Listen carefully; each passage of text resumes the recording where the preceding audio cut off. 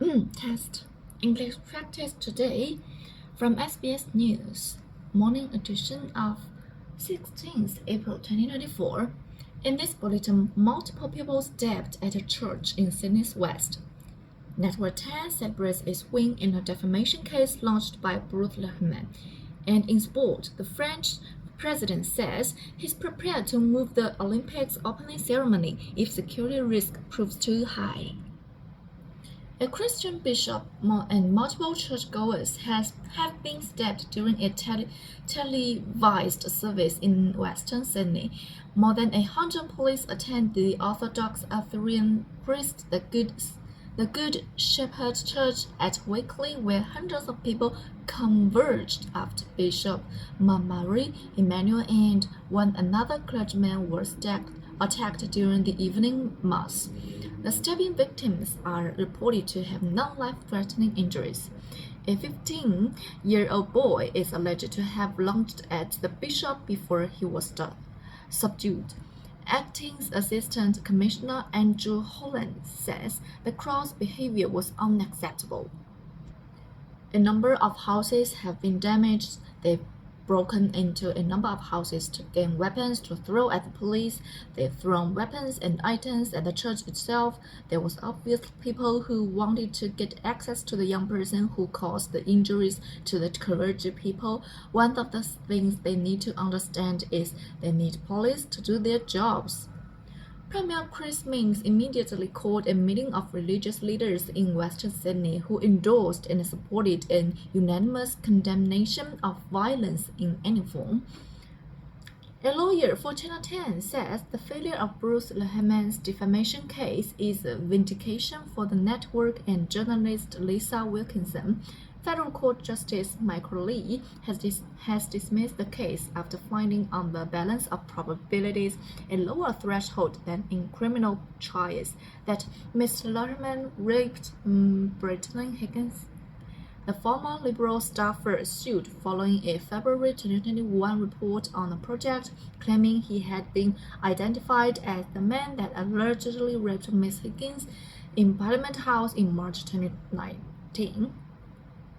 In his judgment, Justice Lee said Channel 10's legal counsel had shown a serious lack of judgment in approving a speech given mentioning the report by Ms. Wilkinson at the 2021 logis, which led to criminal proceedings against Mr. Lehman being postponed. Network 10 lawyer Justice Quill says he disagrees with those findings. This is an unmitigated disaster for Bruce Lehman, and I've got to say it's a warning to all other potential applicants or plaintiffs who might want to try reinvent history or make a quick buck, who might want to come to court and con the court as to their version of events. You can come up with a account that might get you through a TV interview or an interview with the bosses or down at the pub with your mates, but when you come to the court and you are cross-examined, the forensically examined, you can't get away with it.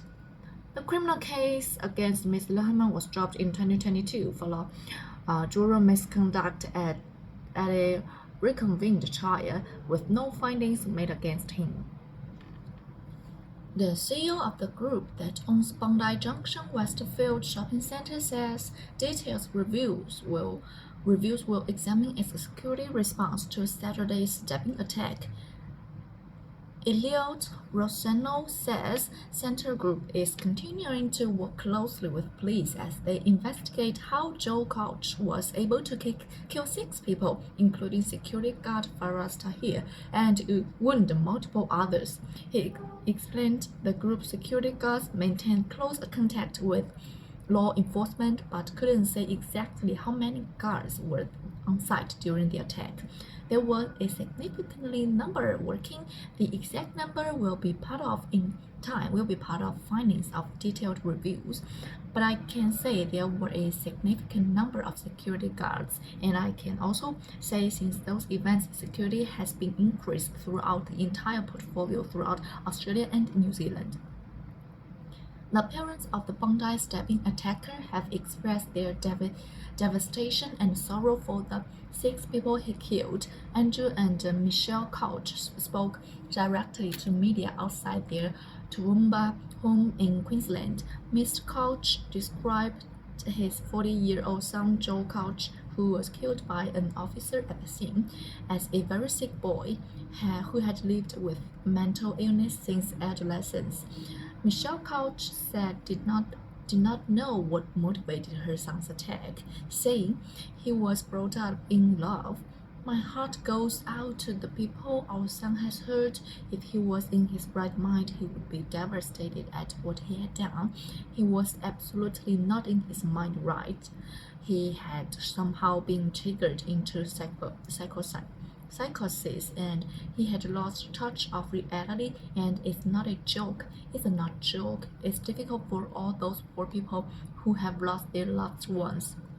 The family had only had a periodical contact with Joe Couch in recent times and contacted authorities after seeing his image on TV reports about Saturday's attack.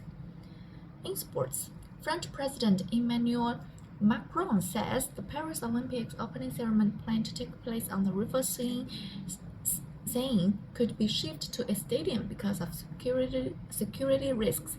France is on high security alert ahead of the Paris Olympics and Paralympics, which are expected to draw millions of visitors to the country.